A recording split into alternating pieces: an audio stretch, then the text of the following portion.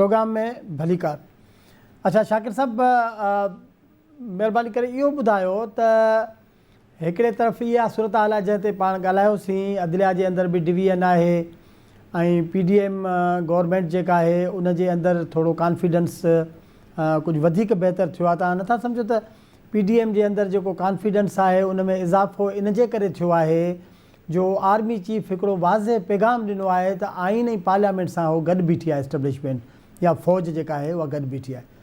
तव्हां सम्झो था त उन खां पोइ इन कॉन्फिडेंस जे नतीजे में मामला हल थियण ॾांहुं वेंदा ऐं इहो बि थी सघे थो त टास्क जो को रस्तो निकिरे, ॻाल्हियुनि जो को रस्तो निकिरे?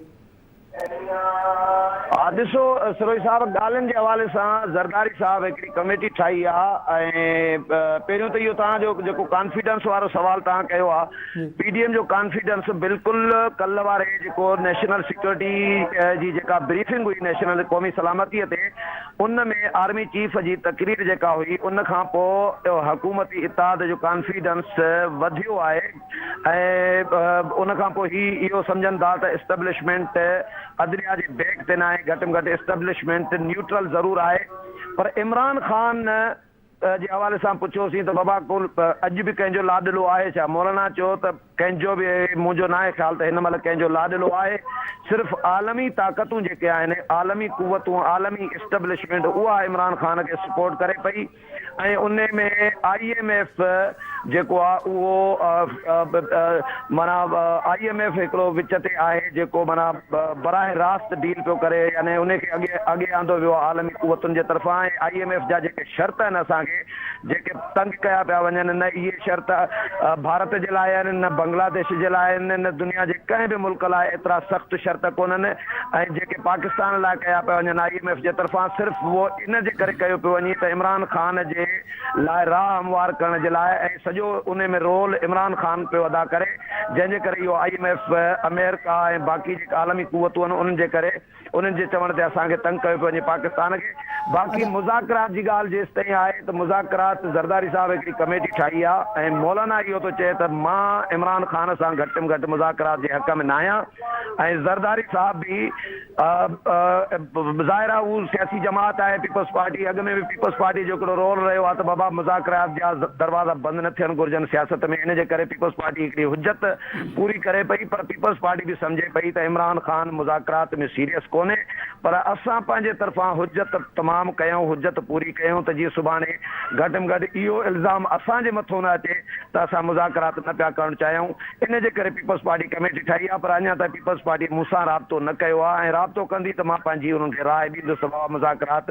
असां घटि में घटि नथा चाहियूं ऐं ईअं नून लीग बि न पई चाहे मुज़ाकरात, सिर्फ़ु पीपल्स पार्टी मुशावरत करे पई। जेकॾहिं पीपल्स पार्टी सम्झे थी त सभु जमातूं मुखालिफ़नि त थी सघे थो पीपल्स पार्टी बि हुननि जे मौक़फ़ सां गॾु बीठी हुजे। जी अच्छा, भला इहो बि त थी सघे थो त पाकिस्तान पीपल्स पार्टी या आसिफ अली ज़रदारी साहब इहो कंहिं नमूने सां मैसेज कल्ह हिकिड़े TV चैनल खे इंटरव्यू ॾियण दौरान जेका ॻाल्हि कई त चूंडूं हिकु ई वक़्तु थियणु खपनि ऐं जल्द थियणु खपनि, त हाणे जल्द जो मतिलबु आहे त हाणे इहो अक्टूबर जी जेका ॻाल्हि हू कनि पिया त असां अक्टूबर में चाहियूं था त थियनि, पंहिंजे वक़्त ते चूंडियूं थियनि, पर हिकु ई वक़्तु थियनि, छाकाणि त जॾहिं नेशनल असेंबली जूं चूंडूं थींदियूं आहिनि त जेके सूबाई असेंबली जूं चूंडूं आहिनि उन्हनि ते इन्फ्लुएंस थींदो आहे उन्हनि जो क़ौमी असेंबली जे चूंडुनि जे नतीजनि जो,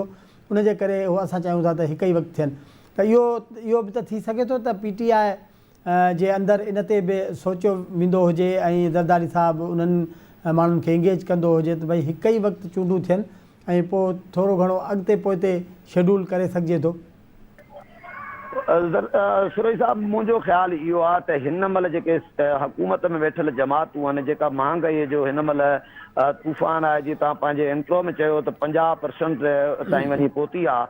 त हाणे इन महांगाईअ जे हालतुनि में मौजूदा जेके इत्तेहादी जमातूं आहिनि इहे इलेक्शन वञण जी पोज़ीशन में बिल्कुलु बि कोन पई नज़र अचनि ऐं वेंदियूं त इहे हाराईंदियूं, सिधी ॻाल्हि आहे ऐं इहा अंडरस्टूड ॻाल्हि आहे त इहे कहिड़े मुंहं सां वेंदियूं। हिननि खे ज़बरदस्ती हुकूमत ॾिनी वई त मुल्क दीवालियो पियो वञे थियण वञे ऐं मुल्क खे बचायो। हिननि पंहिंजी सियासत चवनि था असां तबाह करे रियासत खे बचाइण जी कोशिशि कई आहे, त इदारनि जो हिकु अधु ॿिनि इदारनि जो हिननि ते प्रेशर आहे अदलिया जो, त बाबा चूंडूं करायो। ॿियनि इदारनि जो को कंहिं बि इदारे जो अदलिया खां सवाइ अदलिया जे चंद मख़सूस जेके मुअज़िज़ जज साहिबान आहिनि उन्हनि खां अलावा कंहिंजो हिननि ते दबाव कोन्हे इलेक्शन जे लाइ। मुंहिंजो न आहे ख़्यालु त हे इलेक्शन करणु ईंदा। हा, इंगेज ज़रूरु करणु चाहींदा इमरान ख़ान खे, इंगेज करे टाइम गेन करे सघनि था, छो त जेसीं ताईं ही पंहिंजे खटण जे पोज़ीशन में न ईंदा, जॾहिं जेसीं ताईं अवाम खे रिलीफ न ॾींदा तेसीं ताईं इलेक्शन में नथा वञी सघनि, ऐं रिलीफ ॾेई खटण जी पोज़ीशन में न ईंदा त ही इलेक्शन मूंखे नथो लॻे त कराईंदा, चाहे सुप्रीम कोर्ट जा फ़ैसिला जेतिरा बि अचनि। हिकिड़ो मौलाना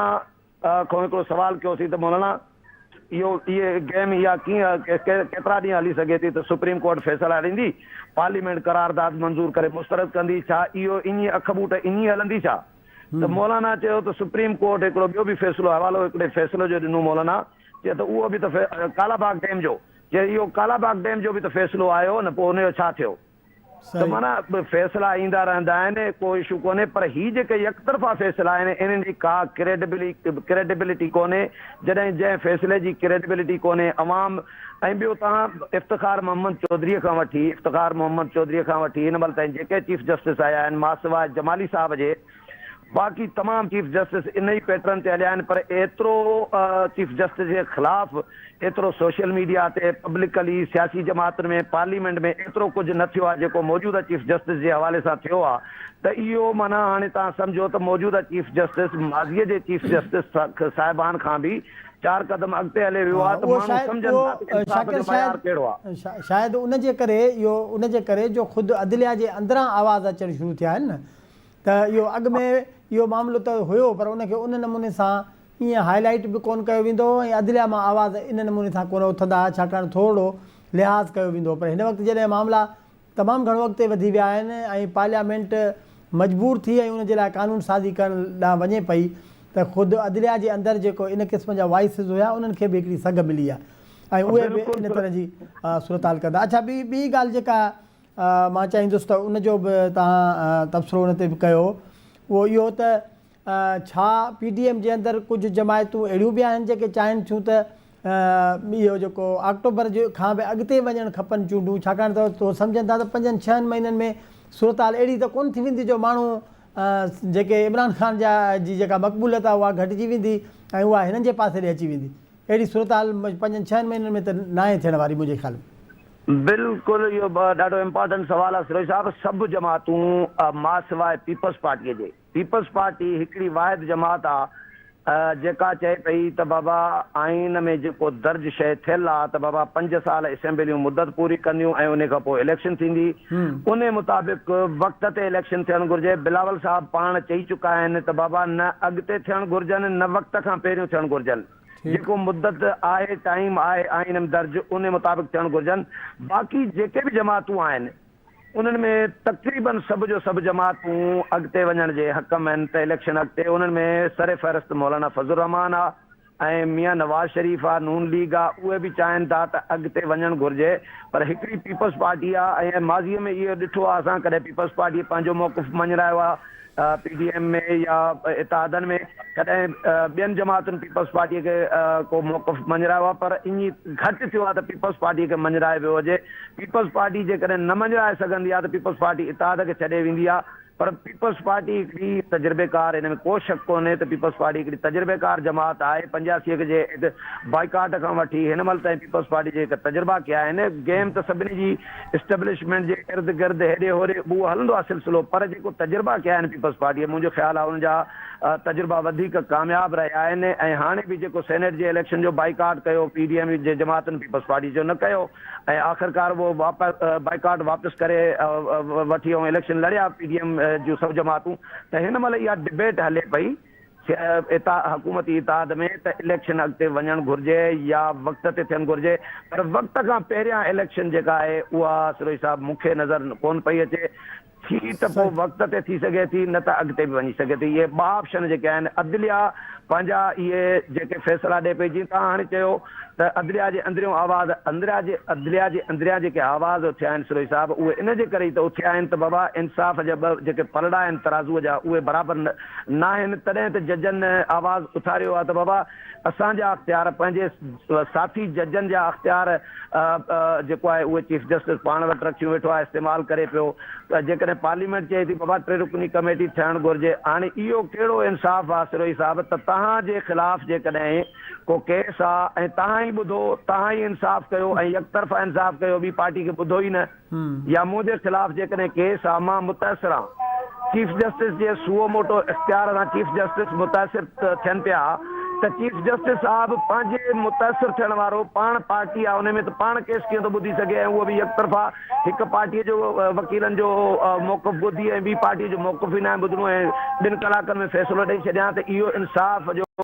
जेको मयार आहे इहो मुतनाज़ा थी वियो आहे, इहो कंट्रावर्शियल थी वियो आहे, जंहिंजे करे इहे मसइला पैदा थिया आहिनि। सही वॾी महिरबानी शाकिर सोलंकी साहिब।